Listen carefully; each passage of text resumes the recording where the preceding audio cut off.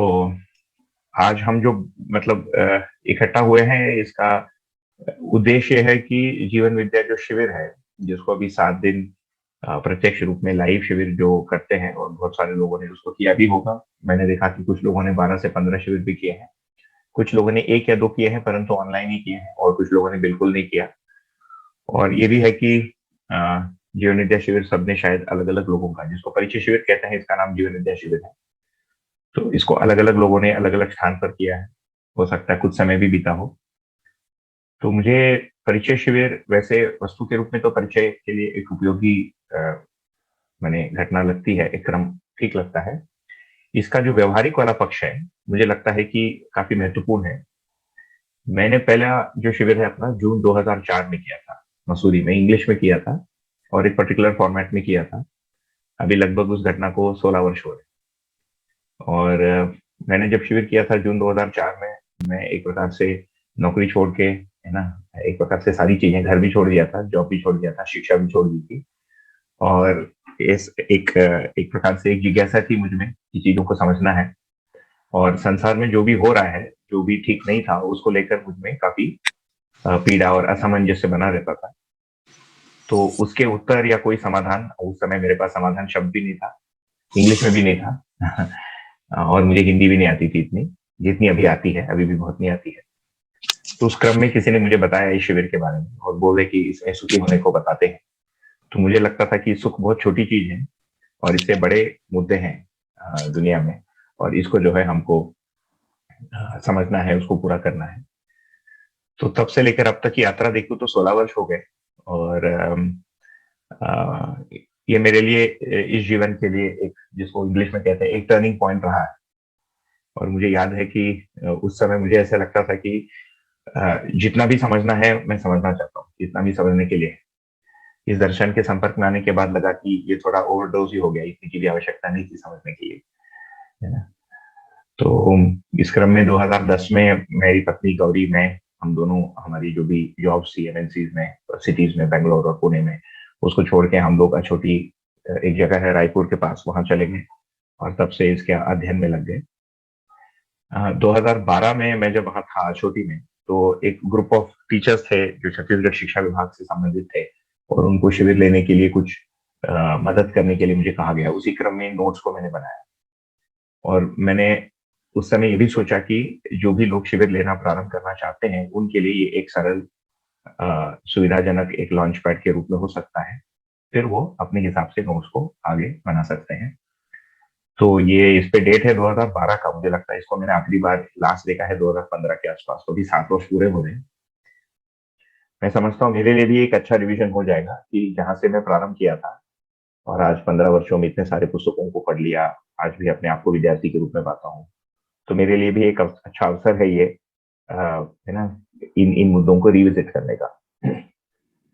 और मैं ये भी बोल सकता हूँ आपसे, या शेयर कर सकता हूँ कि इतने वर्षों बाद, और शायद मेरे साथ जितने भी और साथी हैं वो लोग भी यही बोलेंगे, कि हम लोग जिन मुद्दों को समझने का और प्राप्त करने का प्रयत्न कर रहे, वो सारे लगभग वही मुद्दे हैं जो प्रारंभिक शिविर में यहाँ पर हमको दिखाई देते हैं, है ना।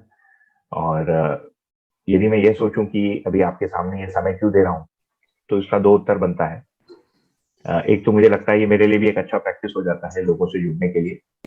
दूसरा, क्योंकि ये भी लगता है कि ये बहुत एक उपयोगी चीज है मानव के लिए, और ये जो शोध हुआ है, जिसको हम जीवन विद्या शिविर के माध्यम से थोड़ा सा पहचानने या जानने का प्रयत्न करते हैं, ये क्योंकि मनुष्य के लिए इतना महत्वपूर्ण है, मुझे लगता है जितने भी लोग जीवन विद्या के प्रचार या प्रबोधन कार्य में लगे हैं, सभी को एक नैतिक जिम्मेदारी भी लगती है। ये हम लोगों के अध्ययन का तो नहीं, परंतु अभ्यास का एक भाग लगता है, चाहे वो परिचय शिविर को रखना हो, या जिसको आगे जाके हम अध्ययन शिविर कहेंगे उसको रखना हो।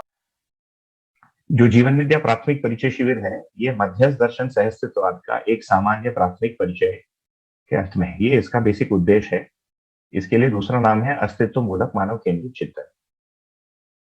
तो अस्तित्व का मतलब जितना भी है, मानव जो हम लोग जीते हैं, मानव को केंद्र में रखते हुए मानव इस अस्तित्व में कैसा होगा, क्यों है, इसको जब हम गहनता से सोच पाते हैं या समझ पाते हैं, इसका नाम है चिंतन। इसीलिए इसका नाम है अस्तित्व मूलक मानव केंद्रित चिंतन। तो ये मनुष्य को देखने का तथा अस्तित्व को देखने का एक विधि है ना? ये जो दर्शन है जिसको हम अध्यय दर्शन के नाम से जानते हैं, ये भौतिकवाद एवं आदर्शवाद का विकल्प के रूप में प्रस्तुत हुआ है ना? तो क्या मतलब हुआ इसका? अब जिन हम में से जितने भी लोग हैं, कोई साइंस पढ़ा होगा, कोई आर्ट्स पढ़ा होगा, है ना कुछ तो हम पढ़ाई किए ही होंगे। मटीरियलिज्म या भौतिकवाद और आदर्शवाद, आइडियलिज्म, इन दोनों शब्द हम सुने होंगे। देवीवाद, देवी देवताओं की चर्चा होती है ना? तो भारत में देवी देवताओं का होना, उनको पूजना, उनके लिए कई स्थान बनना, ये बहुत ही एक सामान्य चीज है। हम सभी लोग इसके आसपास बड़े हुए हैं। हिंदी में इसका नाम देवी देवता है, अलग अलग धर्मों में इसके अलग अलग नाम है। कई धर्मों में देवी देवता का स्वीकृति नहीं है ना? कोई ईश्वर है इसकी स्वीकृति है, तो अरूपात्मक देवी देवताओं का स्वीकृति है। कई धर्मों में ऐसा है। जो भौतिकवाद है वो ये कहता है कि सारे नियम प्राकृतिक हैं और कोई ऐसा इसका निर्माता नहीं है। तो जीवन विद्या शिविर का उद्देश्य क्या है? ये जीवन विद्या का उद्देश्य क्या है? प्रथम, जीव चेतना से मानव चेतना में गुणात्मक परिवर्तन। तो जीव चेतना का मतलब क्या है? हम मानव है ना? मानव के बारे में बात कर रहे हैं। मानव के रूप में हमारे समझने या देखने का एक विधि या एक स्तर है, और जीने का एक स्तर है ना? तो समझने के स्तर में यदि देखेंगे तो एक समय था जब मानव आग से डरता था। अब हम आग का उपयोग करते हैं, तो क्या हुआ? देखने के स्तर में परिवर्तन हुआ, जीने के स्तर में भी परिवर्तन हुआ। एक समय में मानव दूसरे को खाता था, भोजन का वस्तु मानता था एक दूसरे को, अब नहीं मानता है। पहले एक दूसरे को मारना काटना आम जनता में इसकी स्वीकृति थी, अब नहीं है। अब आम आदमी एक दूसरे का हानि नहीं चाहता है। तो ये क्या हुआ? चेतना में परिवर्तन हुआ। इस चीज को हम कह रहे हैं चेतना। देखने अथवा समझने का स्तर है ना, या तरीका या स्वरूप, तथा जीने का स्वरूप। तो वर्तमान स्थिति के बारे में लिखा है अध्ययन बिंदु में। एक तो धरती तापग्रस्त, मतलब धरती गर्म हो रहा है ना?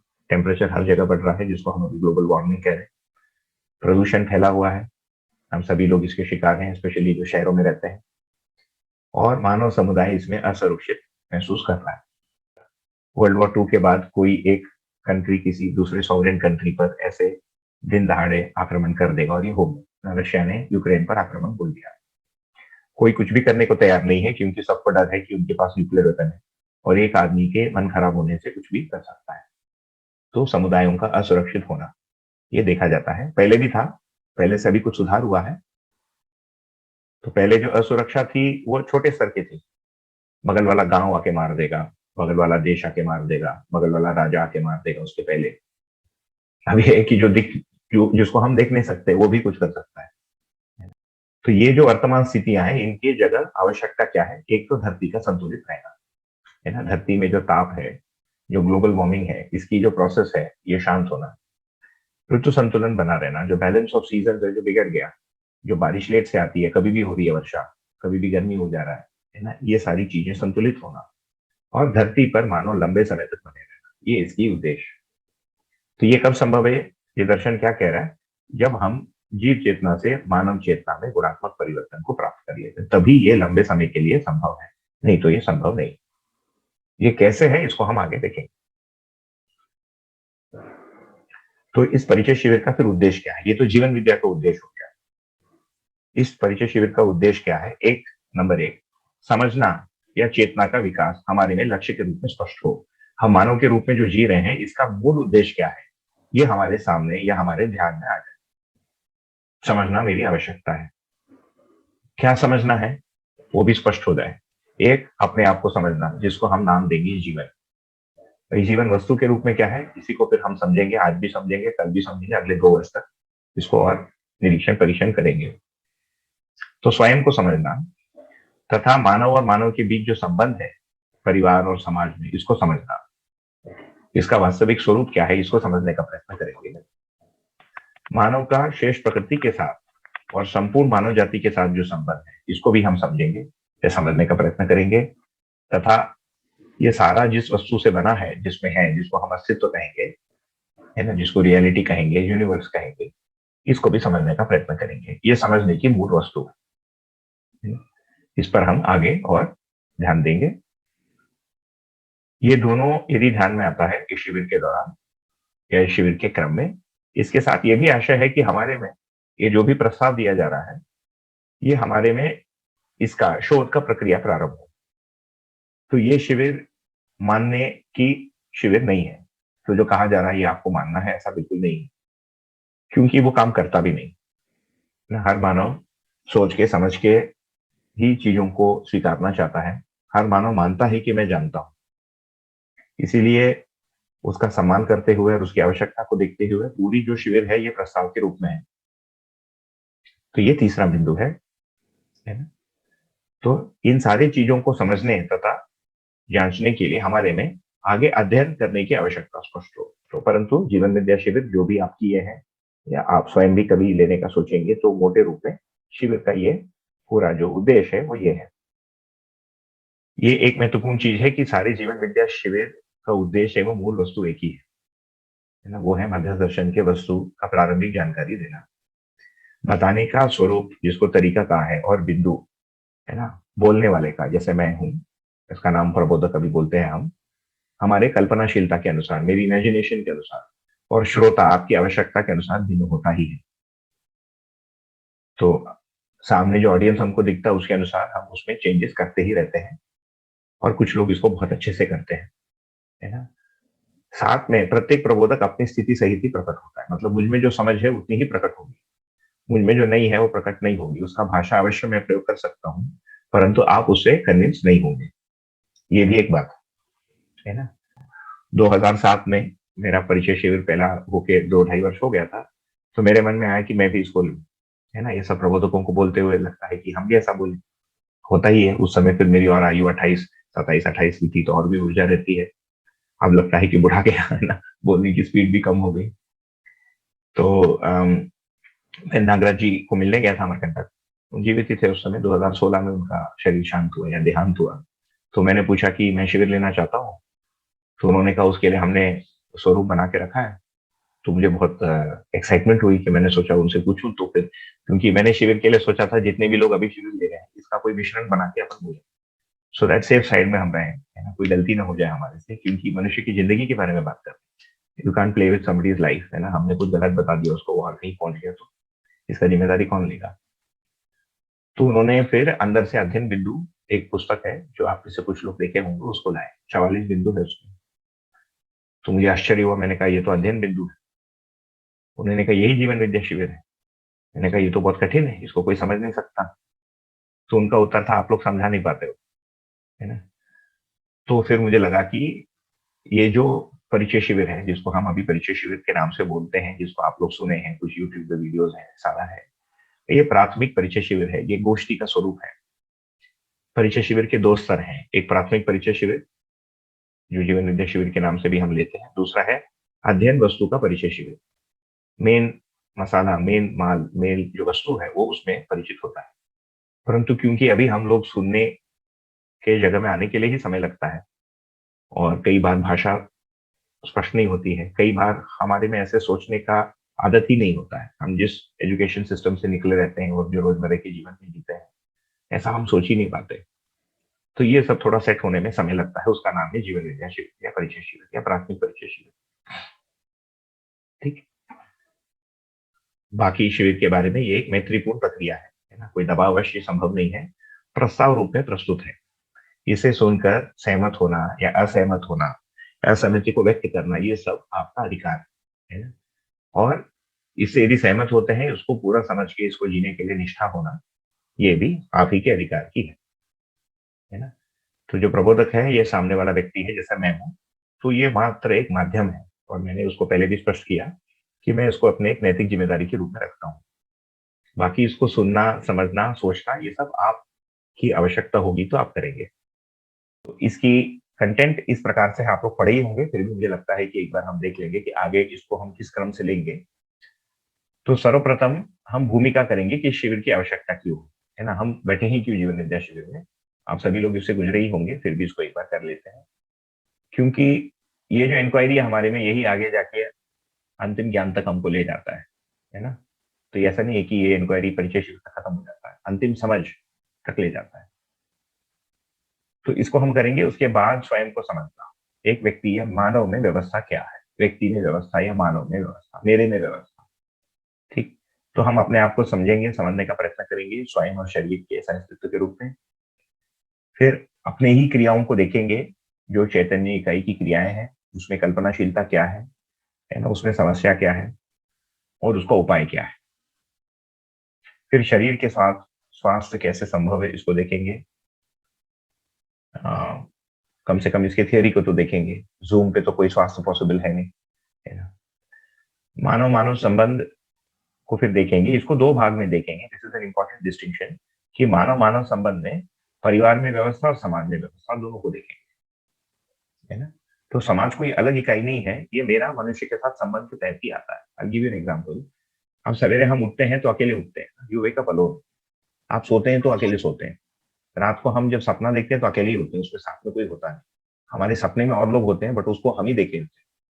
उठने के बाद एक दो आदमी दिखता है, पत्नी दिखती है, बच्चा दिखता है, यदि शादी नहीं हुई तो, है ना, बगल में माता पिता दिखेंगे, एंड होपफुली मैंने कोई लिव इन पार्टनर नहीं होगा देखने के लिए, है ना। तो सवेरे उठ के और एक दो लोगों को देखते हैं, फिर दिन में हम और लोगों से मिलते हैं, इसको समाज कहते हैं। तो ये दोनों क्रम मानव संबंध के तहत आएगा। तो मानव संबंध को हम देखेंगे, तो परिवार में जीना कैसा संभव है इसको देखेंगे, समाज में व्यवस्था कैसा संभव है, उसमें हमारा जीने का स्वरूप क्या होगा, इसको देखेंगे। फिर मेरा प्रकृति के साथ संबंध क्या है, इसको हम देखेंगे, मानव प्रकृति संबंध।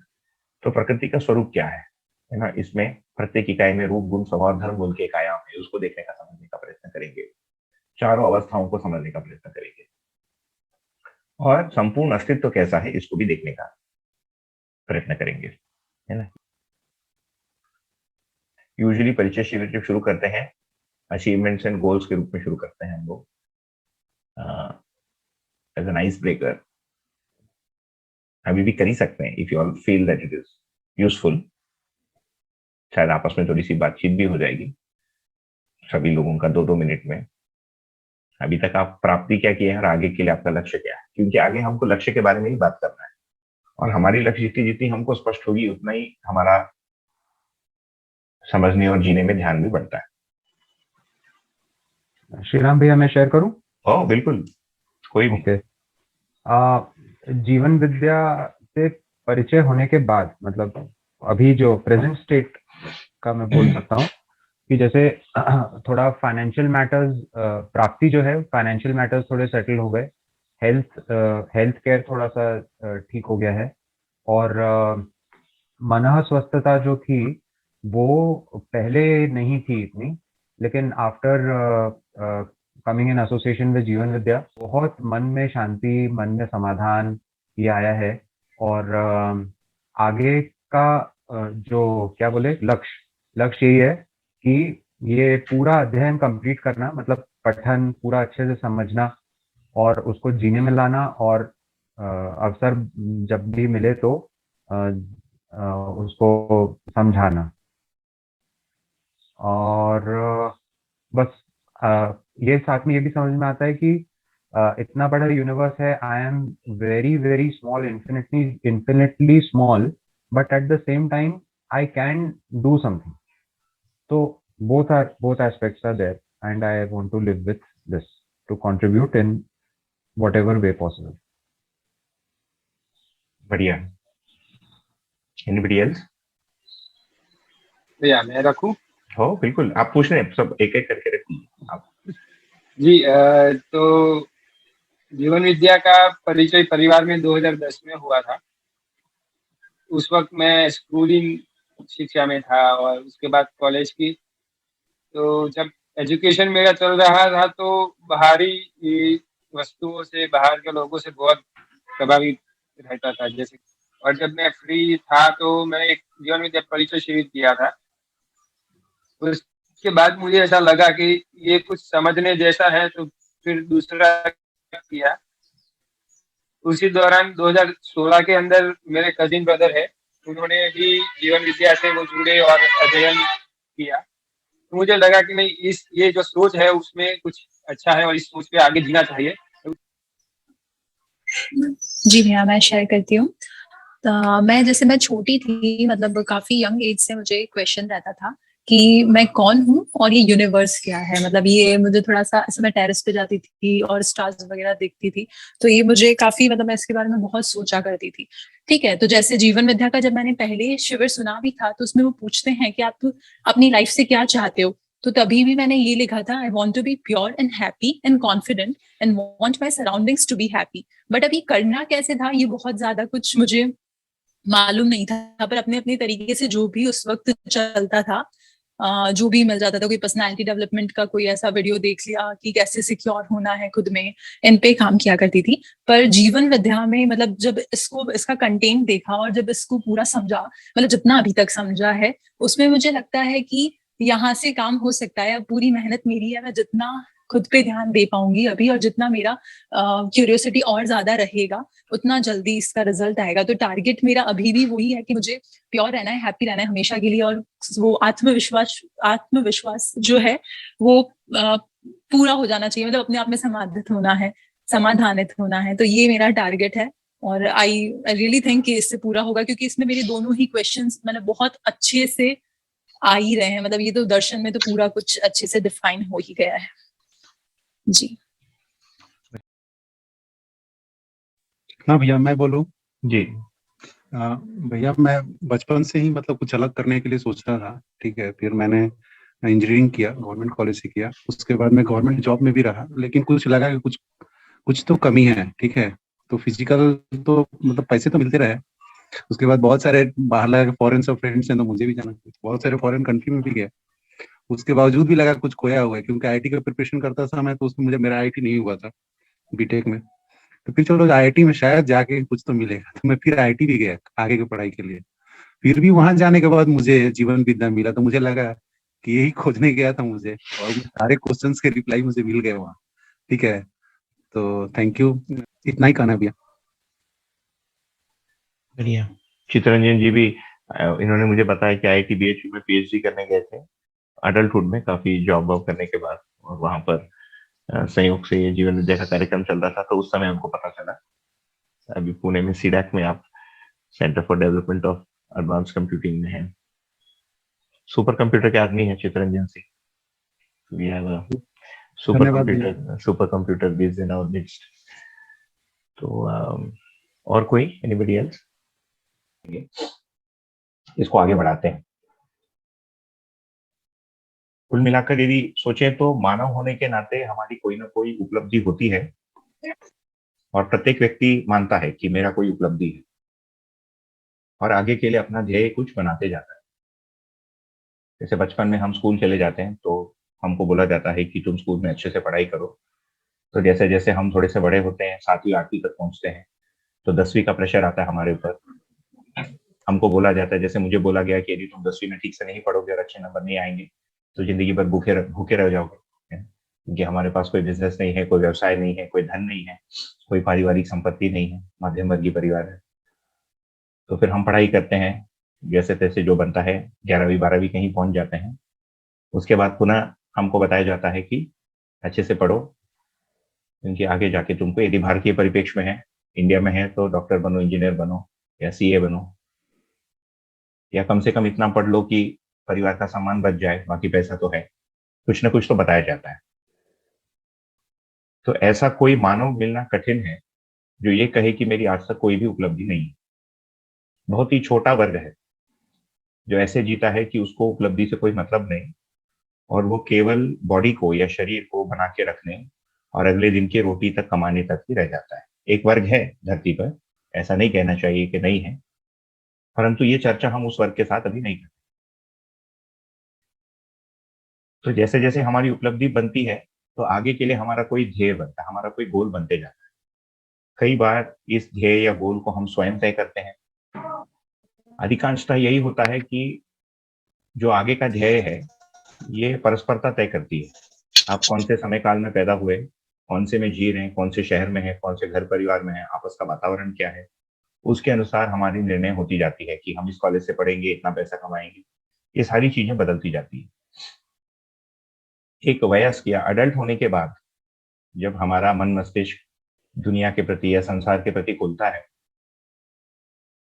तो हम पाते हैं कि बहुत सारी ऐसी चीजें हैं जिसके बारे में हमारी शिक्षा में या हमारे व्यवसाय में, हमारे जॉब में उस पर चर्चा होती ही नहीं, जबकि ये मानव के जीने का एक महत्वपूर्ण आयाम है।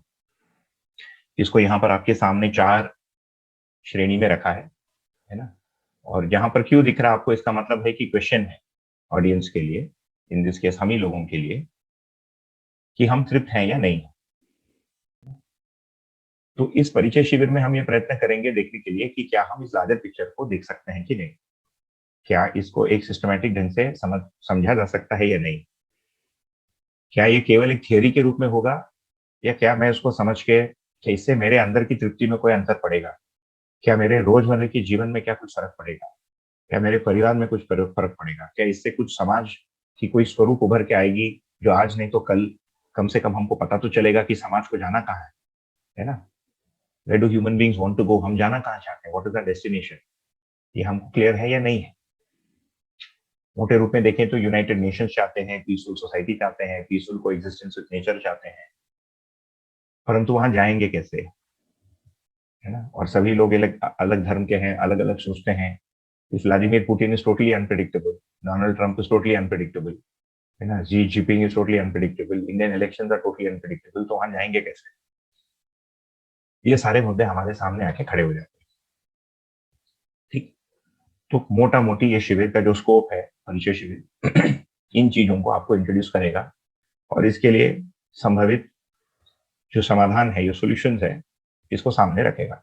तो यहाँ पर यदि देखेंगे तो ये ह्यूमन साइकोलॉजी का एक बहुत सिंपलिस्टिक मॉडल है ना, simple model of how humans operate.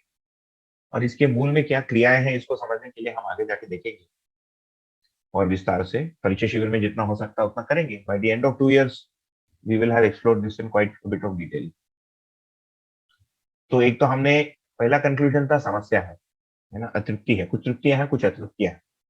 दूसरा, अतृप्ति का कारण मानव है, प्रकृति में नहीं है और सिस्टम में नहीं है। उस सिस्टम में जो आदमी बैठा है उसमें प्रॉब्लम है, या जो आदमी सिस्टम बना रहा है उसमें प्रॉब्लम है, क्योंकि सिस्टम ही गलत बन रही है ना, या मेरे से गलती हो जा रही है। तो ये समस्या क्यों है, मानव में कहाँ है, इसको भी लोकेट करना पड़ेगा।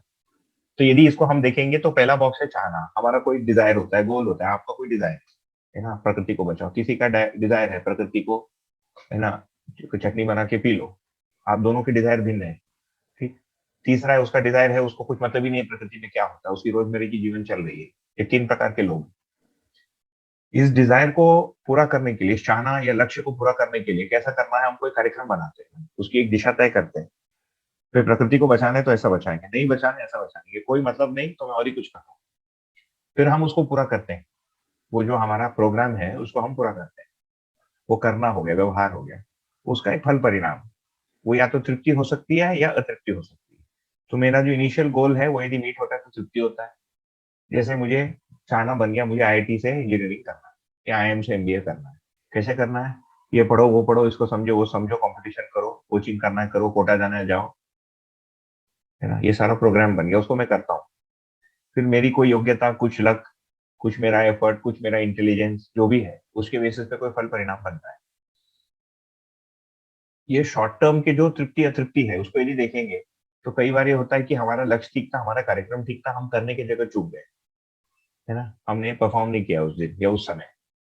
जैसे मेरा लक्ष्य, मैं पत्नी के साथ ठीक से जीऊं, कार्यक्रम बनाता हूँ, जब भी बोलेगी कुछ मैं सुनूंगा, है ना, ये मेरा प्रोग्राम है। करने की जगह जब जाता हूँ तो देखता हूँ कि 2 मिनट सुना, उसके बाद मैं खुद बोलने लग गया, तो ये फेल हो गया। तो मेरी अतृप्ति की कारण जो है करने की जगह पर आई। इच्छा मेरी ठीक है ना, प्रोग्राम ठीक है, सुनना है, सुन नहीं पाता हूँ, सुनने जाता हूँ तो तकलीफ आती है, सुनने की जगह सुना देता हूँ। या आईआईटी में करते समय एग्जाम में ठीक से परफॉर्म नहीं किया, या कोचिंग में ठीक से नहीं पढ़ा, या भूल गया, तो ये क्या हो गया, ये करने में प्रॉब्लम आ गई, है ना, इम्प्लीमेंटेशन एक्शन में। कई बार प्रॉब्लम प्रोग्राम में भी होता है कि प्रोग्राम इटसेल्फ इज रॉन्ग। चाहना ठीक है, चाहना यह है कि सभी लोग सुखी रहे, प्रोग्राम क्या है, सबको फोकट में दाना बांटो। उसको अच्छे से किया भी गवर्नमेंट ने, क्या फल परिणाम ये हुआ कि सबको दाना मिले, नहीं, लोग झगड़ने लग गए। फिर फल परिणाम क्या हुआ, लोग आलसी हो गए। अब सरकार से दाना मिलता है तो एक आदमी काम क्यों करेगा, है ना। तो एक परिणाम अच्छा हुआ, सबको दाना मिला। दूसरा परिणाम उसका ये हुआ कि सबको आलसी बना रहे।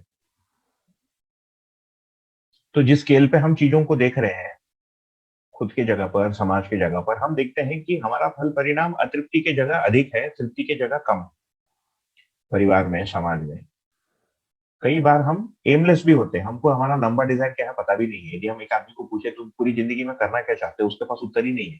वो बोलता है अरे ये सब क्यों सोचते हो, सबका कोई उत्तर नहीं है, ये सब होने से तुम निष्क्रिय बन जाओगे ना, यू विल बिकम माने एक्शनलेस। इससे अच्छा तुम ये काम करो, तुम करते रहो, है ना, तुम कोई प्रोग्राम करते रहना। So you look at people around, you look at the world, it's all busy in three: action, planning बहुत कम लोग कर रहे हैं। जैसे हमारा शादी हो जाता है, यदि हम ये पूछे कि भैया शादी क्यों किया तुमने, कितने लोग इसका उत्तर दे पाएंगे? हम शादी करते हैं कि हमारे साथ शादी हो जाती है, अभी विवाह हो जाता है। सब लोग विवाह कर रहे थे, घर वाले भी बोले, मेरे मन में भी आ गया, मैंने कर लिया। अब नंबर 3 को मैं पूरा करते जा रहा हूँ, एक्शन करते जा रहा हूँ। विवाह का प्रोग्राम क्या है, क्या मुझे पता है? विवाह का मतलब क्या है, विवाह में जीने का तात्पर्य क्या है, या विवाह की इच्छा मुझ में बनी क्यों? क्या मुझे एक सुंदर पति पत्नी चाहिए था लोगों को दिखाने के लिए, या माँ को खुश करने के लिए, या मेरी कोई शारीरिक आवश्यकता हो गई उसको पूरा करने के लिए मैंने विवाह किया, या मुझे पता ही नहीं? तो ये दिखता है कि समस्या जो भी हमारी होती है, when the outcome is not Tripti, can be in karma and action, can be in program or in design। हम यहाँ जो चर्चा करना चाह रहे हैं, हम वन पर काम करना चाह रहे हैं कि हमारी बेसिक एम क्या है एज ह्यूमंस, है ना। प्रकृति का ही एम क्या है, कि प्रकृति बनी ही क्यों है, ये पेड़ पौधे क्यों ऊपर जा रहे हैं, है ना। ये मतलब ये जो पोमोग्रेनेट का जो पेड़ है, जिसको वो बोलते हैं अनार बोलते हैं ना, डालिंग, ये उगता क्यों है, किसके लिए उग रहा है? इसको मैं बेचता हूं तो किसको बेचता हूँ, क्यों बेचता हूँ, कैसे बेचना है, मेरा बेसिक डिजाइन क्या है ना, और उसके जो एसोसिएटेड डिजाइन क्या है, इसको हम देखना चाहते हैं। क्योंकि यदि मेरा ये डिजाइन ही अनक्लियर है या इनकरेक्ट है, तो मैं कितना भी अच्छा प्रोग्राम बना लूं 2 में, कितना भी मेहनत कर लूं 3 में, इट इज ऑब्वियस कि मेरा जो फल परिणाम है ये तृप्तिदायक नहीं होगा। यदि मेरी डिजायर ही क्लियर नहीं है, तो मेरा इवेल्युएशन भी एफर्ट का हो ही नहीं सकता, क्योंकि I don't know what I set out to achieve. तो on my death bed if I think back on life कि मैंने किया क्या और what have I gained, so then I may not have a clear answer, right, कि ये किया क्या, what did I do all this for. ये बीच में तो सब हो गया, घर बार बना लिया, बच्चे बना लिए, ना सबको पढ़ा लिया उड़ा लिया, but finally what was the entire thing for, इसका उत्तर मिलता नहीं। मिड लाइफ में भी नहीं मिलता है, इसको मिड लाइफ क्राइसिस बोलता है। मेरी मिड लाइफ है ना एग्जैक्टली 40 को खत्म होकर 45 शुरू हुआ, बोलते इसी में मिड लाइफ क्राइसिस शुरू होता है। इनफैक्ट वेस्टर्न सोसाइटी में तो बोलते हैं एक मैरिटल ईच होता है, विवाह के 7 साल बाद खुजली होती है, विवाह के बाहर जाने को बोर हो जाता है उस आदमी से, क्योंकि जिन चीजों के लिए विवाह किया था वो सब आजमा के देख लिया, घूम लिया, बच्चा पैदा कर लिया, सब कर लिया, शारीरिक सुख ले लिया, सब हो गया, बोर हो गया उस आदमी से, बदलो उसको। तो हम देखना चाहते हैं कि हमारा डिजायर सही है कि नहीं है, क्योंकि यदि ये डिजायर मिसप्लेस्ड है, हम कितना भी अच्छा कार्यक्रम बना लें, कितना भी प्रोग्राम बना लें, आउटकम इज इधर नॉट इवैल्यूएबल, क्योंकि हमको पैरामीटर ही नहीं पता है, या एकदम वेग है ना। पूरी दुनिया को आप देखेंगे तो प्रोग्राम बना रहा है, एक्शन कर रहा है, प्रोग्राम बना रहा है, एक्शन कर रहा है। बेसिक लक्ष्य क्या है, इस पर लोग क्लियर नहीं है। वो लक्ष्य के लिए किसी धर्म ग्रंथ को पकड़ लेता है, क्योंकि विज्ञान यहाँ पर बात नहीं करता है आपका लक्ष्य क्या है, विज्ञान का पहुंच नहीं है, साइंटिफिक मेथड पे यहाँ पहुंच नहीं, कैसे करना है इस पर विज्ञान का पकड़ है, साइंटिफिक मेथड, ऐसा करो वैसा करो। एंड टेक्नोलॉजी एंड इंडस्ट्री या जॉब्स करने वाले भाग पर मेहनत करते हैं, इतने टाइम पर आओ, इतने टाइम पर जाओ, इतने टाइम पे स्कूल आओ, इतने टाइम पे स्कूल जाओ। शिक्षा का बेसिक लक्ष्य क्या है, इस पर कितने लोग बात करते हैं? उसके लिए कुछ असम्पशंस होती है ना। जीने का क्या लक्ष्य है, परिवार का क्या लक्ष्य है, मैं पिता बन गया इसका लक्ष्य क्या है, मेरा बच्चा उसका लक्ष्य क्या है ना, धरती का क्या लक्ष्य है। इन जगहों पर हम बात करना चाहते हैं, तो इसको हम मैंने अनकवर करने का प्रयत्न करेंगे कि ये दर्शन इस लक्ष्य के बारे में क्या कह रहा है। तो बेसिक ये चीज है कि हम क्या चाहते हैं, ये स्पष्ट नहीं है अभी, हमारी गोल ही स्पष्ट नहीं है। छोटे गोल स्पष्ट है, इंटरमीडिएट गोल स्पष्ट है, लंबे गोल हमारे अभी तक स्पष्ट नहीं है ना। और ये भौतिक आवश्यकताओं को देखें तो मोर और लेस ह्यूमंस ने या मनुष्य ने भौतिक आवश्यकताओं को अपना लक्ष्य मान लिया है। मतलब हमारी जो शिक्षा है वो इसके लिए है कि हमारी भौतिक आवश्यकताएं पूरी हो जाए, सारी विज्ञान उसके लिए है, या टेक्नोलॉजी कम से कम इसके लिए है कि हमारा भौतिक सुख मिले, कंफर्ट बढ़े। और अच्छी चीज है, I am not saying it's wrong, है ना, नहीं तो वो हिपोक्रेसी हो जाएगा, ऊपर पंखा चल रहा है और मैं पंखे को गाली दूं, वो ठीक नहीं। गाली दूं मतलब उसको मना करूं, वो ठीक नहीं। बट इज इट सफिशिएंट, है ना? And the answer is no. Because पंखा लगा दिया, बैठकर क्या करना है ये डिसाइड तो करना पड़ेगा। पंखा लगा दिया, सामने वाला आदमी जो है उसके साथ व्यवहार क्या करना है ये तो डिसाइड करना पड़ेगा। तो एनिमल्स को यदि देखेंगे तो भौतिक आवश्यकताओं को भोगने से उनकी आवश्यकता पूरी हो जाती है, भौतिक चीजों को। पशु खा के तृप्त हो जाता है ना? चींटी जो है आपके यहाँ से थोड़ा थोड़ा चावल का दाना लेके पूरा हो जाता है, उसको उसमें तृप्ति होती भी है कि नहीं क्वेश्चन है, परंतु उससे अधिक वो चावल को समझने नहीं जाता है। ह्यूमन बीइंग्स में देखेंगे तो हम चावल खाना भी चाहते हैं, चावल को छीनना भी चाहते हैं, चावल को दान भी देना चाहते हैं, चावल को समझना भी चाहते हैं, चावल क्यों पैदा हुआ ये भी सोचते हैं, अच्छा चावल और कैसा हो ये भी सोचते हैं। तो हमारी शिक्षा को अभी देखें और हमारे जो अडल्ट लाइफ है इसको यदि अभी देखें, इन दोनों को यदि हम देखें, they are centred around this material dimension, इस भौतिक डायमेंशन के अंदर। तो हमारी शिक्षा अधिकांश जो है ये भौतिकता का अध्ययन कराता है। मैथमेटिक्स यदि देखें, गणित, it teaches you to count the material world. Physics, chemistry, biology ले लीजिए, कंप्यूटर साइंस, इंजीनियरिंग डिसिप्लिन ले लीजिए, है ना, मेडिकल साइंस ले लीजिए, ये सारा भौतिक जगत से संबंधित। कुछ कोर्सेज हैं जो ह्यूमंस के बारे में बात करेंगे, बट उसको भी पढ़ के फाइनली आदमी पैसा ही कमाना चाहता है ना, भौतिक जगत या भौतिक कोई वस्तु को ही प्राप्त करना चाहता है। और अडल्ट लाइफ का जो पूरा दिन है हमारा, 7 से 8 घंटा, 10 घंटा, 12 घंटा, 14 घंटा, बॉम्बे में और घंटे लगते होंगे, लोकल चढ़ो उतरो जो भी करते हैं हम, वो इन भौतिक सुविधाओं या अपने बच्चे, अपने परिवार को सुरक्षित करने के लिए है। परंतु मनुष्य का जो जीवन है इतने में कंटेन नहीं है, इतने में गिरफ्त नहीं है ना। और ये एक सामान्य परीक्षण से हमको पता चलता है, बहुत सिंपल सी चीज लगती है but it takes time to sink in, क्योंकि इससे हमारा कोई कार्यक्रम बदलता नहीं। If you ask people to reflect on it, बोलेंगे ये सब तो पता है मुझे, बट यदि पता है तो फिर क्या तुम्हारा ओवरऑल लक्ष्य डिजायर बदला? नहीं, प्रोग्राम तो वही है अभी भी ना। एक एजुकेशन का प्रोग्राम वही है कि सबको खाने को मिल जाए, जॉब मिल जाए, सब बिजनेस में आ जाए। फाइनली डिग्री को क्या करेगा आदमी? डिग्री को बेचता है ना। बेचने का मतलब डिग्री के को ट्रेड इन करता है पैसे के लिए, या क्वालिफाई करता है किसी जॉब के लिए या किसी व्यवसाय के लिए। या डिग्री नहीं होगी तो शादी नहीं होगी, तो he trades in his degree finally. All that understanding, पूरी कैलकुलेशन है, ये सारा ट्रेड हो जाता है फाइनली। और फिर उसको हम करते रहते हैं, थ्री को करते रहते हैं। तो एजुकेशन भी इस अज्यूम लक्ष्य को पूरा कर रहा है, लगा हुआ है ना। एंड अडल्ट ह्यूमंस भी इसी पे लगे हुए। इसका मतलब है कि देयर इज समथिंग मिसिंग, और हमारा जो भी एम है जिसमें भौतिकता बैठा हुआ है अभी, और हमारी शिक्षा में भी भौतिकता आउटपुट के रूप में बैठा हुआ है, जॉब है पैसे के रूप में, हमारे कल्चर में भी बैठा हुआ है। हु इज सेलिब्रेटेड, है ना, बिल गेट्स इज सेलिब्रेटेड, है ना। ये सब अभी बदल गया। पहले बोलते हैं कि संत महात्माओं की कथाएं सेलिब्रेट होती थी, अभी जो पैसा वाला है वो सेलिब्रेट होता है। जो संत महात्मा ज्यादा पैसा बना लेता है वही सेलिब्रेट होता है, वो ज्यादा फेमस हो जा रहा है, उसकी वेबसाइट बड़ी है, उसके सेंटर ज्यादा हो जाते हैं, है ना। तो ये जो बेसिक डिजायर है, इंडिविजुअल, सोसाइटियल, एजुकेशनल, कल्चरल गोल जो है, ये भौतिक सुविधा हो गई। साइंटिफिक भी जो एम है वो मटेरियल वर्ल्ड को समझना हो गया है, which is part of the story. और उसके लिए बहुत सारा प्रोग्राम है, डिटेल प्रोग्रामिंग होता है, बहुत सारा हम काम कर रहे हैं, एक्शन कर रहे हैं। तो इसके अलावा जो हम चीजें चाहते हैं इसके लिए कोई स्पष्ट प्रोग्राम नहीं। People are left out to their own devices, है ना। आप साइकोलॉजिस्ट के पास जाओ, काउंसलर के पास जाओ, कोई पुस्तक पढ़ो, सेल्फ हेल्प पुस्तक पढ़ो, कुछ कुछ करते हैं, but there is no systematic program. या धर्म ग्रंथों को पढ़ो, उसका फिर अलग अलग रंग भी मिलता है। तो यहाँ पर हम देखना चाहते हैं कि भौतिक चीजों के अलावा हम जो चाहते हैं एक है व्यवहार, है ना। हमारा जीने का एक आयाम है भौतिक वस्तु, ठीक, एक मटेरियल डायमेंशन है। तो ये मेरा सुख का एक स्रोत है। And we have about 10 minutes left, तो इसका एक बहुत छोटा एक व्यू करके मैं आज रोक लूंगा, then we continue on Saturday. आज कल हम नहीं कर पाए तो आज मंडे हमको करना पड़ा। तो भौतिक आवश्यकता तो चीजों की तो आवश्यकता है, और ये मेरे सुख का एक स्रोत है, मेरे समझने का भी एक स्रोत है।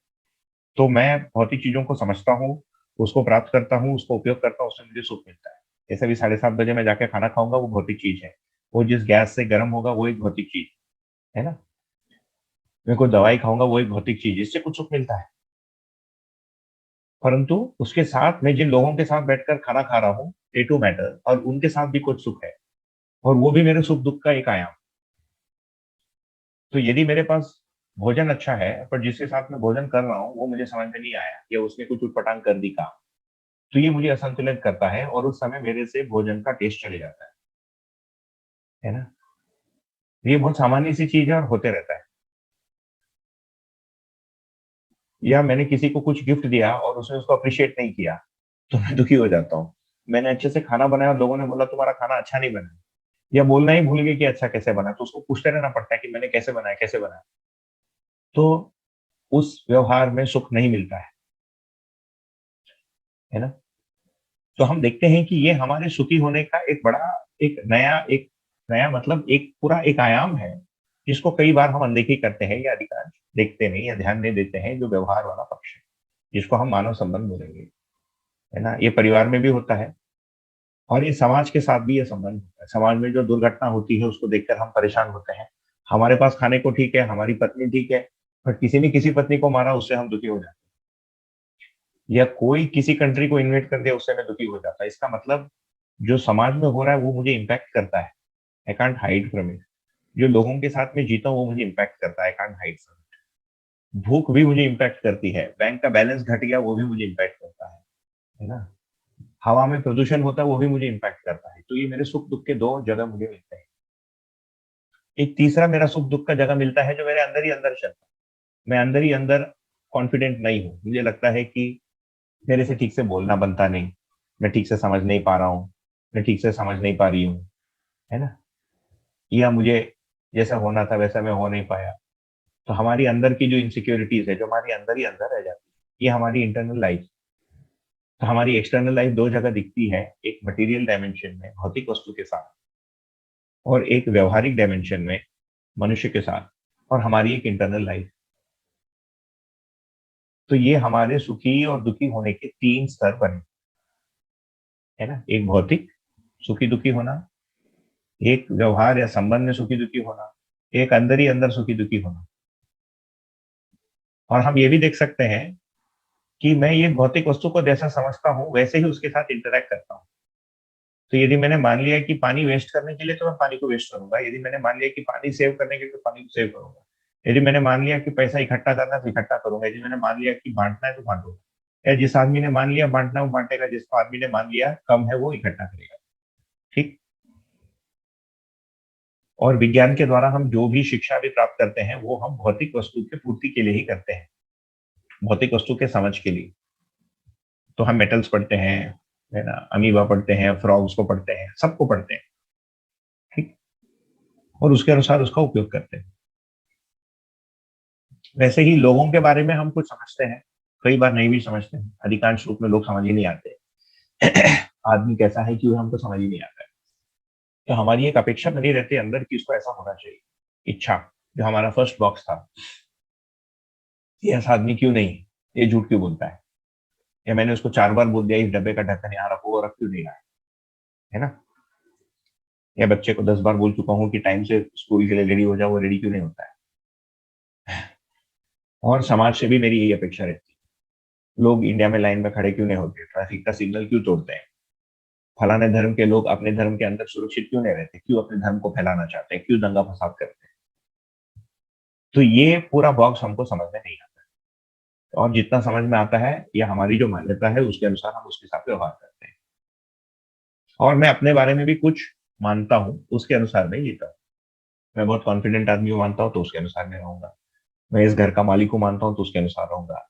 पत्नी को मेरे अनुसार चलना चाहिए मैं मानता हूँ तो उसके अनुसार उसको चलाऊंगा या चलाने का प्रयत्न करूंगा। तो ये दिखता है कि हमारे सुख दुख के भी ये तीन स्तर हैं, भौतिक, व्यवहारिक और बौद्धिक। और इन तीनों जगहों के बारे में हम कुछ मान्यता भी रखते हैं जो हमारे बौद्धिक पक्ष में ही होता है ना। So these are the three dimensions which impact me, which impact my state of mind या happiness, contentment, peace।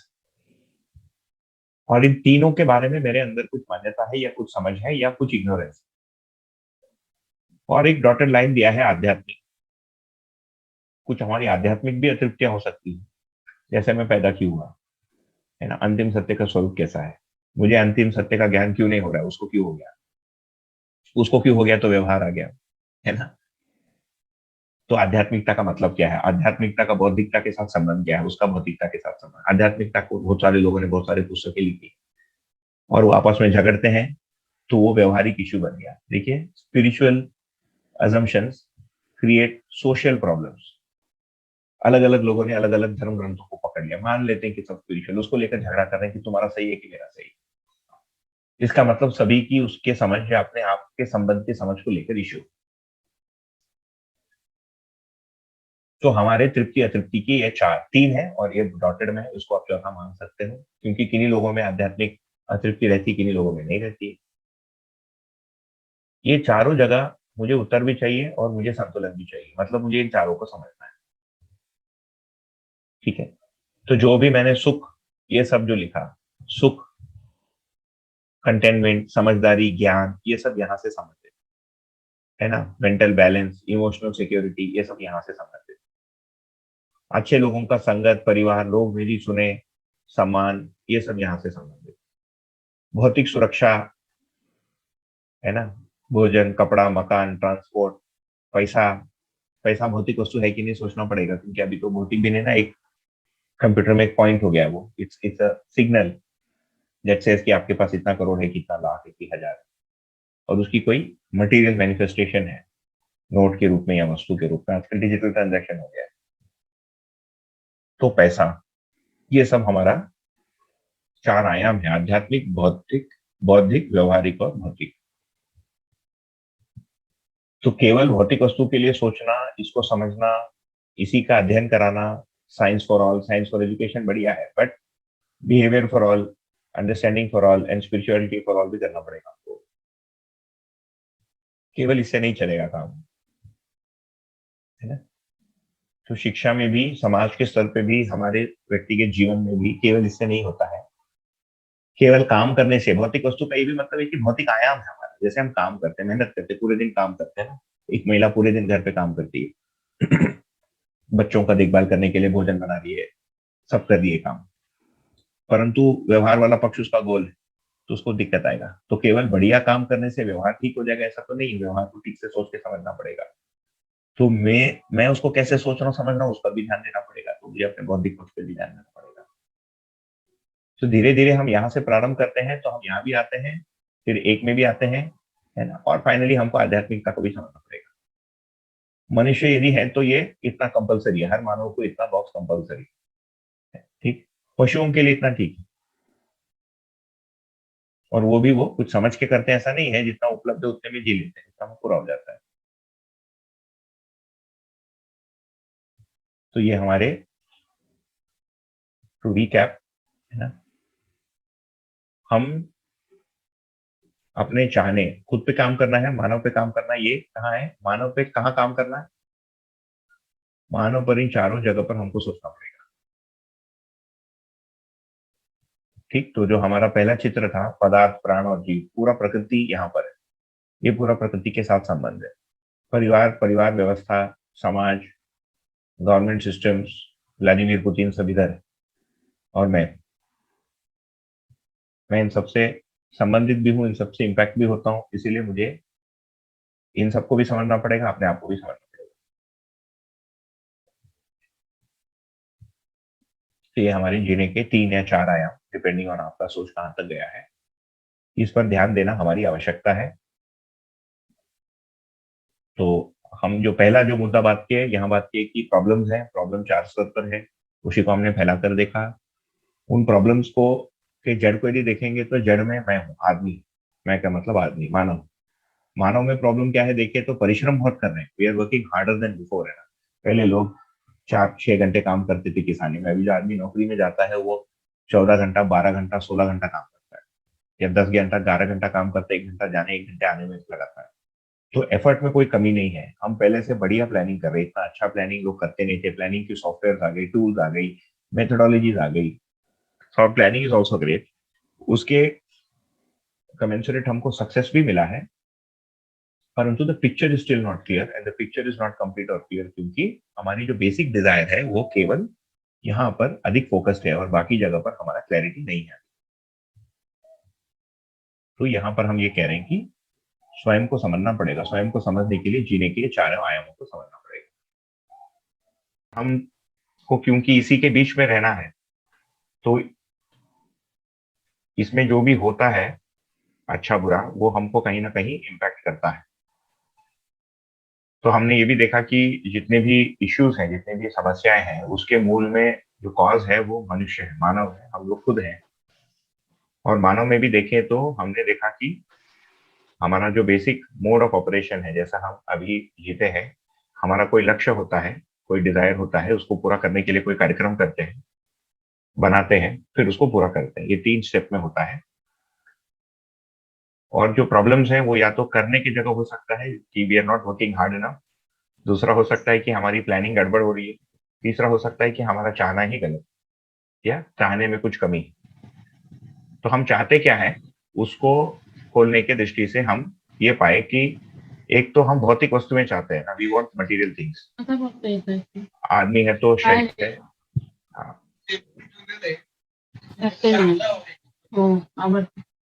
आदमी है तो शरीर है ना, और शरीर है तो भूख लगेगी, दर्द होगा, ठंडी गर्मी लगेगी, इसीलिए भौतिक चीजों की तो आवश्यकता है, वी नीड मटेरियल थिंग्स। इसको मैंने यहाँ प्रकृति संबंध लिखा। उसके अलावा हमारा जीने का एक बहुत बड़ा भाग है, हम लोगों के साथ जीते हैं। इनफैक्ट हम अधिकांश समय लोगों के बीच में रहते हैं। अभी जैसे आप देखिए, हम भोजन के साथ कम समय रहते हैं, कपड़ा एक बार पहन लिया तो हम कपड़े को भूल जाते हैं, कपड़े को पहनकर किसी के साथ बातचीत करते हैं। तो व्यवहार एक बहुत बड़ा पक्ष है हमारे जीने का, या आयाम। एक तीसरा पक्ष जो हमको दिखता है, जिसको हम बौद्धिक पक्ष कहेंगे, इंटेलेक्चुअल डायमेंशन, जिसमें हम खुद के साथ जीते हैं, है ना। और एक आध्यात्मिक पक्ष है जिसको स्पिरिचुअल डायमेंशन कहेंगे जीने का, जिसमें हमारे पास कुछ फंडामेंटल क्वेरीज हो सकती है कि मैं क्यों पैदा हुआ, धरती क्यों है, अस्तित्व को किसने बनाया, ये सारी चीजें। आज के दिन यदि हम देखें तो हम जीते हैं भौतिक वस्तुओं के साथ, और भौतिक वस्तु के प्रति कोई ना कोई एक मान्यता रखते हैं कि ये कितना चाहिए, कैसा है, क्यों है। वैसे ही आदमी के साथ भी जीते हैं तो आदमी के प्रति भी कोई मान्यता रखते हैं। We assume certain things about people. कई बार वो सही निकलता है, कई बार वो गलत भी निकलता है। और वैसे ही हम अपने बारे में भी कुछ सोचते समझते कुछ अज्यूम करते हैं कि मैं पढ़ाई में बहुत अच्छा हूँ, या मैं बहुत ब्रेव हूँ, या ब्रेव नहीं हूँ। और बाद में हमको पता चलता है कि मैं ऐसा नहीं हूँ। बाकी लोग बोलते हैं कि नहीं, तुमको लगता है तुम बहुत अच्छा बोलते हो, परंतु तुम्हारा बोलना इतना अच्छा नहीं। तो ये हमको पता चलता है कि ये जो 3 जगह है या 4 जगह है, ये हमारे जीने का पूरा स्कोप है।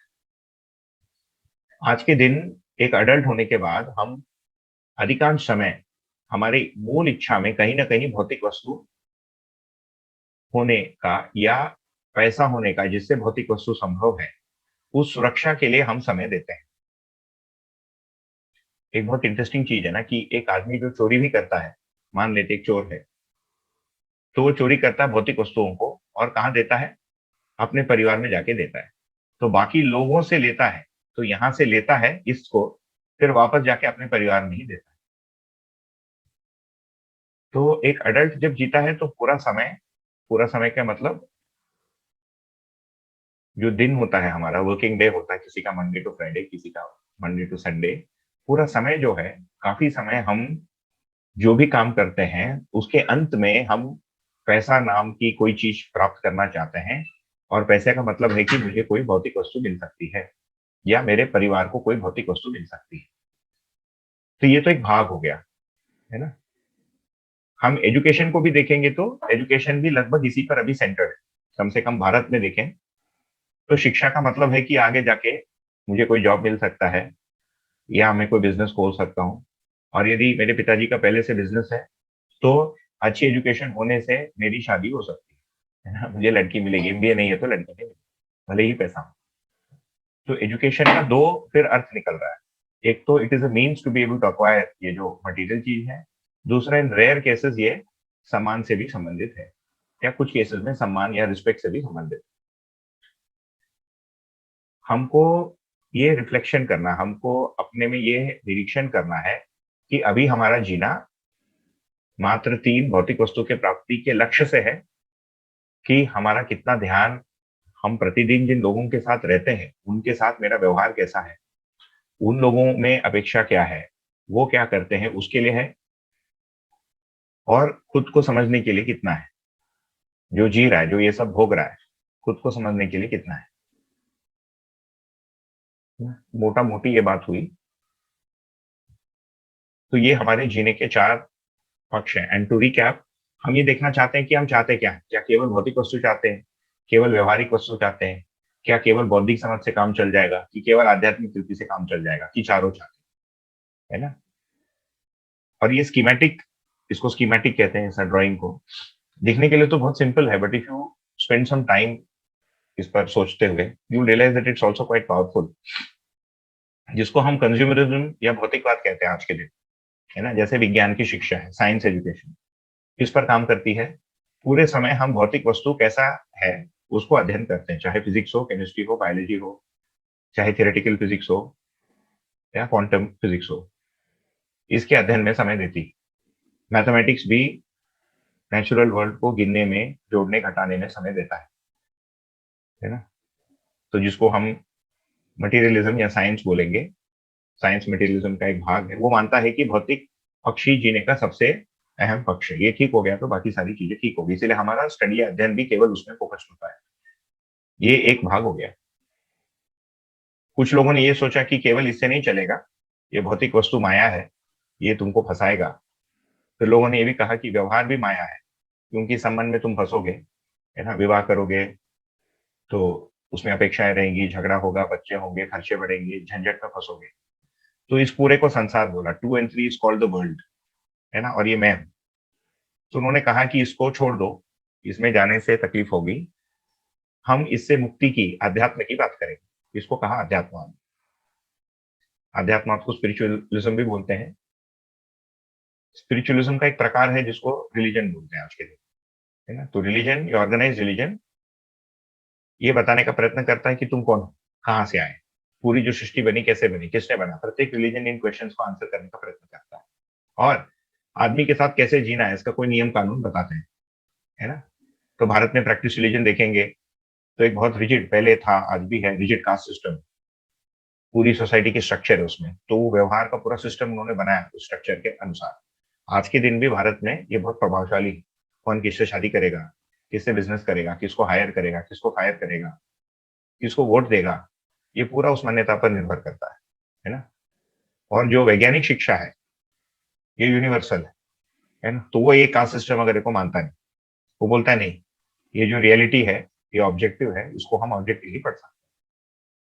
So the right side of the box 3, ये मटेरियलिज्म और विज्ञान, आधुनिक विज्ञान। जो बिल्कुल टॉप वाला है ये केवल स्पिरिचुअलिज्म है। और रिलीजन जो है इसका कुछ बेसिक बेसिस देके 2 and 3 को डिफाइन करने का प्रयत्न करता है। अभी तक ह्यूमन हिस्ट्री में जितना भी सोचा गया, हम देख सकते हैं कि ये 4 एस्पेक्ट्स में ही जोड़ घटाने से, या इसके किसी एक पक्ष में अधिक ध्यान, किसी एक पक्ष में कम ध्यान, किसी एक पक्ष को नकारना, किसी एक पक्ष को स्वीकारना, इतने में चला है। हमारे लिए भी ये क्वेश्चन है कि क्या हमारे लिए एज एन इंडिविजुअल, है ना, चाहना चारों जगह पर है, कि 4 में से कोई एक घटाने से चल जाएगा। जैसे भौतिक वस्तु की आवश्यकता नहीं है, उसको घटा दो, है ना, मैं केवल परिवार के साथ रहूंगा। या भौतिक वस्तु पूरा होने से हो जाएगा काम, है ना, मैंने भौतिक वस्तु मात्र से हो जाएगा, व्यवहार की आवश्यकता नहीं। या इन दोनों को हटा दो, मैं खुद को समझते रहूंगा और कुछ मोक्ष की बात करूंगा, उससे काम चल जाएगा। भैया मैं कुछ कह सकता हूँ? हो, बिल्कुल, कहने के लिए बताइए। भैया अभी मतलब खुद में झांकने पे तो अभी यही दिख रहा है कि जितनी भी अभी कार्यकलाप हो रहे हैं वो सारे अभी भौतिक वस्तु उसमें प्रधान दिख रहा है, और जो व्यवहार है वो भी भौतिक वस्तु, या जिसको कहें पैसे के लिए हो रहा है, चीजों के लिए हो रहा है। ध्यान ही जा रहा है कि ये चारों पक्ष ही मतलब इम्पोर्टेंट है, अभी सेपरेटली, अलग अलग अलग अलग।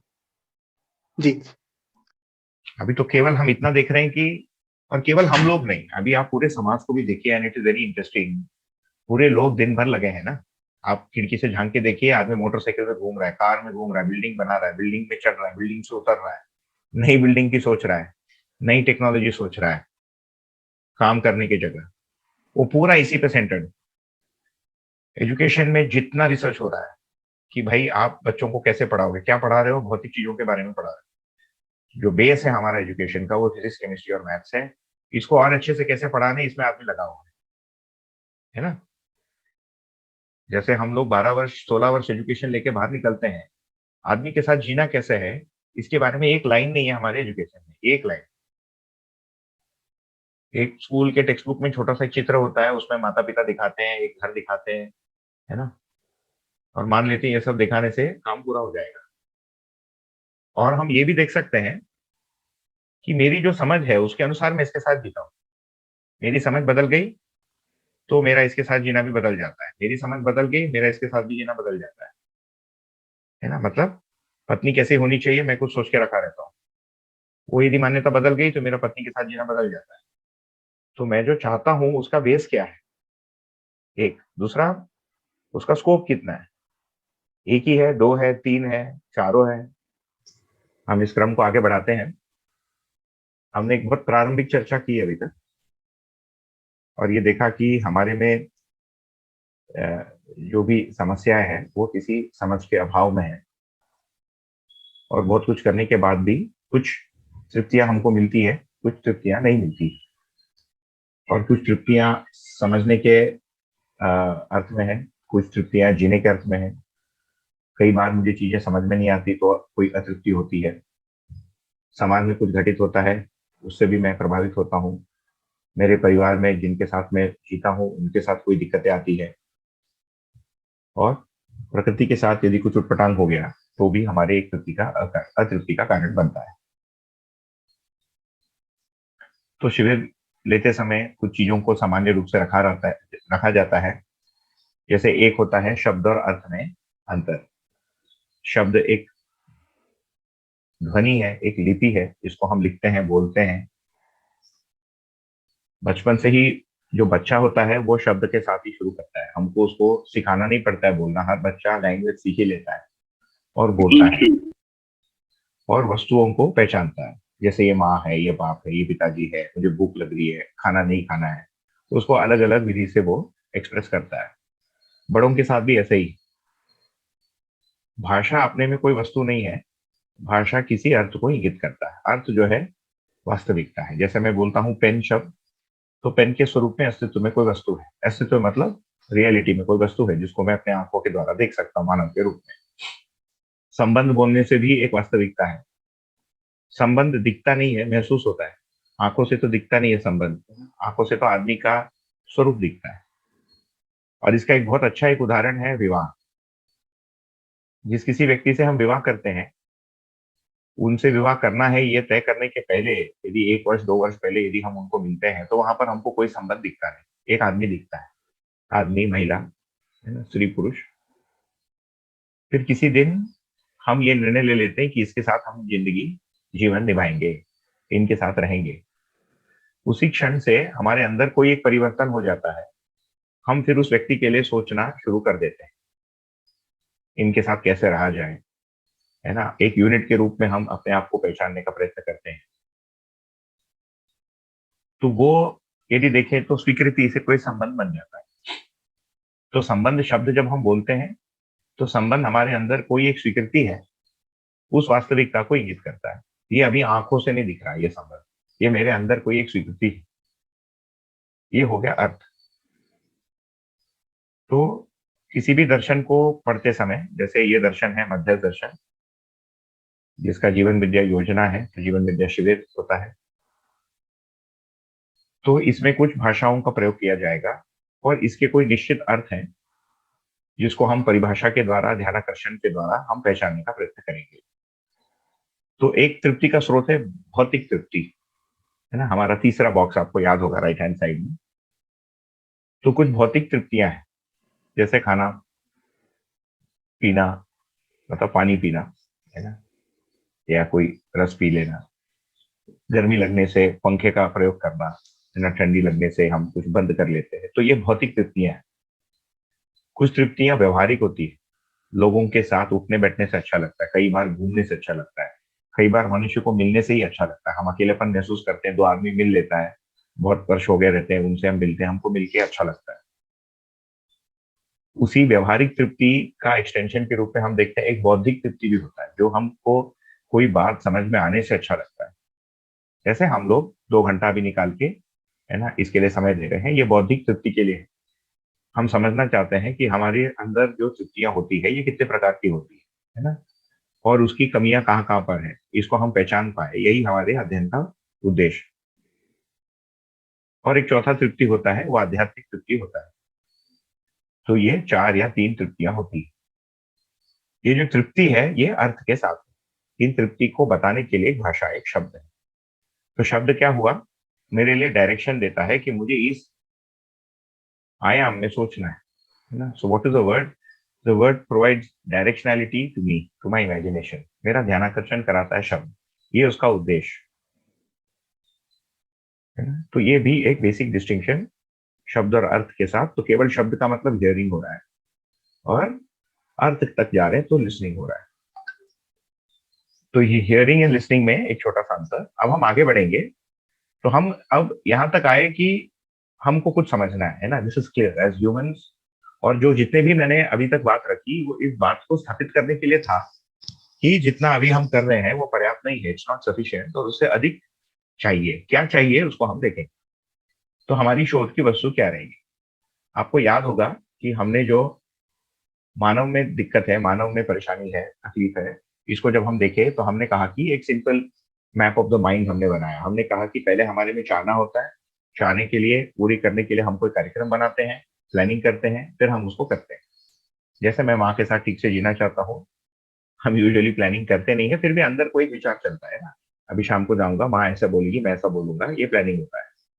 कई वर्ष जीने के बाद क्या होता है, उसमें फिर एडेप्टेशन होता है। तो क्या एडेप्टेशन होता है, मुझे पता है कि ऐसे बोलने से माँ ऐसे बोलेगी, इसीलिए ऐसा बोलने के पहले मैं ऐसा बोलूंगा, या इस समय चुप रहूंगा, इस समय चुप नहीं रहूंगा, ये सारा प्लानिंग। फिर उसको मैं करने जाऊंगा, है ना, एग्जीक्यूट करने जाऊंगा लाइव। जब सामने व्यक्ति आ गया तो व्यवहार को भी हम प्लान करते हैं, वी डोंट रियलाइज इट। हमको लगता है प्लानिंग का मतलब बाहर हम कुछ कर रहे हैं, हमको एग्जाम पास करना है तभी हम कर रहे हैं। नहीं, हम दिन को भी प्लान करते हैं, है ना। You plan out how what to do with your day, what to do with your life, what to do with a specific relationship. उस पर्टिकुलर संबंध में उस समय मुझे क्या करना है, ये भी हमारे में विचार चलता है। तो ये प्लानिंग की क्रिया हमारे में बनी हुई है। इसको यदि बड़े स्केल पे हम देखें, ये तो छोटे स्तर के प्लानिंग हो गए, छोटे स्तर के चाहना हो गए, डिजायर हो गए। तो बड़े स्तर पर हम देखें कि इन द लॉन्ग रन हम, हमारा जो बेसिक चाहना है वो क्या है, ये हमको पता करना है। और जैसे मैंने कहा, ये भाषा से अधिक हम उसके अंत तक जाने का प्रयत्न करेंगे। और दूसरा, कैसे जीना है, तो क्यों जी रहे हैं और कैसे जीना है, ये हमारे मानव होने के नाते मूलभूत प्रश्न बनते हैं। हम इस जगह पर ये भी एक रिफ्लेक्ट या मनन कर सकते हैं या मंथन कर सकते हैं कि इन दो मूलभूत प्रश्नों का यदि हमको उत्तर मिलता है तो कोई महत्वपूर्ण प्रश्न बचता है क्या, जिसका उत्तर हम चाहेंगे।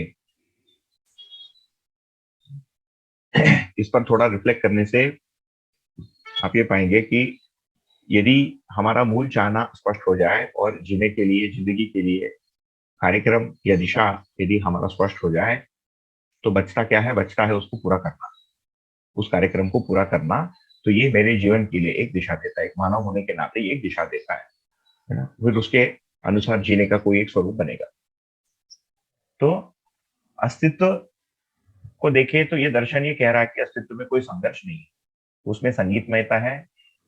अस्तित्व को मैं समझ सकता हूँ, है ना, समझता हूँ तो सुखी होता हूँ, और ऐसे सुखी होता हूँ तो संगीतमय विधि से जी सकता हूँ। दूसरे भाषा में कहेंगे, जितने तक मैं इस अस्तित्व को समझता हूँ उतने तक मेरी सुख की ये संभावना बनी रहती है। जैसे मुझे भूख लगी है, भोजन कैसे बनाकर खाना है, इस नियम को मैं समझ लेता हूँ, और कल के लिए भी कैसे प्राप्त करना है इसको मैं समझ लेता हूँ, तो भूख के होने से जो दुख है उससे मैं बचता हूँ। मतलब उसका जो तृप्ति है वो मुझे मिलता है, भूख को पूरा करने की तृप्ति मुझे मिलेगी, है ना।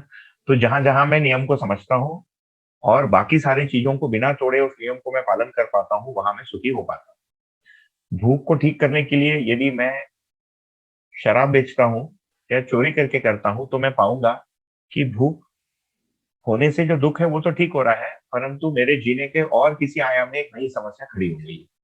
क्योंकि चोरी यदि कर रहा हूँ तो किसी से डरना पड़ेगा, शराब यदि बेच रहा हूँ तो उस प्रकार के लोगों के साथ मेरा उठना बैठना होगा, तो उस वो व्यवहार में, मेरे परिवार में, मेरी मानसिकता में, मेरे, है ना, पीस ऑफ माइंड में कहीं ना कहीं वो बाधा करेगा। तो बहुत सिंपल फॉर्मूला है कहने के रूप में कि अस्तित्व के जो नियम है उसको जहां तक, जिस स्तर में जहां तक हम समझते हैं उसके अनुसार जीते हैं, तो वहां पर हम देखते हैं कि हमको शांति मिलती है, उसको हम सुख कहते हैं, है ना। तो ये एक बेसिक फंडामेंटल शिफ्ट है परिचय शिविर में, कि हम को जो पहले लगता है कि बाहर चीजें ठीक होने से मेरी तृप्ति बनेगी, चाहे वो भोजन के रूप में हो, मेरी पत्नी ठीक हो जाएगी तो मैं ठीक हो जाऊंगा, मेरा भाई ठीक होने से मैं ठीक हो जाऊंगा, मेरी माँ ठीक होने से मैं ठीक हो जाऊंगा, वो लंबा चलता नहीं। तात्कालीन रूप में मैनेज करने के लिए तो वो ठीक है, परंतु वो जैसे हैं वैसे उनको मैं देखकर उनके साथ में जी नहीं पा रहा हूं, ये मेरे अंदर किसी स्वीकृति में कमी है ना। तो ये यदि मैं स्वीकारता हूँ और इस स्वीकृति के साथ मैं लंबे समय बने रहता हूँ, है ना, एक एक उद्देश्य के रूप में, तो वो मेरे मैंने समाधान या एक सॉल्यूशन की ओर मुझे ले जाएगा। यदि मैं यहाँ खड़ा हो जाता हूँ कि तो प्रॉब्लम इज आउटसाइड, प्रकृति में प्रॉब्लम है या समाज में प्रॉब्लम है या परिवार में प्रॉब्लम है या जॉब में प्रॉब्लम है, और वो प्रॉब्लम्स होंगी, मैं ये नहीं कह रहा हूँ कि नहीं होंगी, परंतु उसमें जो प्रॉब्लम्स है वो क्यों है, यदि वो मुझे नहीं समझ आता है, then I myself am going to be in trouble, क्योंकि वो बाहर तो कुछ बदलता तो है नहीं, है ना। और ये दर्शन ये भी कह रहा है कि अस्तित्व के बेसिक डिजाइन में मानव को छोड़ के अस्तित्व के बेसिक डिजाइन में कोई तकलीफ, कोई दिक्कत, कोई संघर्ष नहीं है। मनुष्य में समझ की कमी है, और उस समझ के कमी के कारण ये प्रॉब्लम्स मानव के जीने में मैनिफेस्ट होते हैं। आपको याद होगा हमारा बड़ा एक, है ना, डबल पिरामिड स्ट्रक्चर टाइप का एक एक डायग्राम था, है ना। बीच में मानव, पदार्थ, प्राण और जीव अवस्था, और नीचे परिवार, समाज और मानवकृत व्यवस्था। If you scroll up on the notes आपको वो दिखेगा। तो हमने कहा कि केंद्र में जो इश्यू है वो मानव के समझ के कारण।